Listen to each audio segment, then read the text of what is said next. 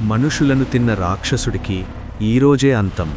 ఆ గుహ దగ్గరికి చేరుకున్నాడు భీముడు. అక్కడ భీకరమైన ఆకలితో ఎదురుచూస్తున్నాడు బకాసురుడు. ఇంత ఆహారం ఒకే వ్యక్తి తెచ్చావా అని నవ్వాడు. కాని భీముడు మాత్రం భయపడలేదు. అతను అక్కడే కూర్చుని ఆహారం తినడం ప్రారంభించాడు. బకాసురుడు కోపంతో గర్జించాడు. అది నా ఆహారం అని దాడి చేశాడు. కాని ఆ రోజు బలికోసమొచ్చినవాడు భోజనం కాదు, మరణం తీసుకొచ్చాడు. ఆ గుహలో భీకరమైన యుద్ధం మొదలయింది.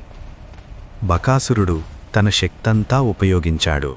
కాని భీముడు మాత్రం ఒక్క అడుగు కూడా వెనక్కి వెయ్యలేదు.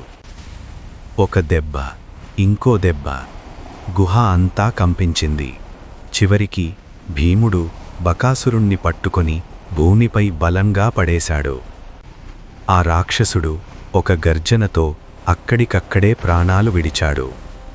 ఏకచక్రపురం విముక్తి పొందింది. భయం ముగిసింది. కాని ఇది కేవలం ఆరంభం మాత్రమే. సబ్స్క్రైబ్ చెయ్యండి.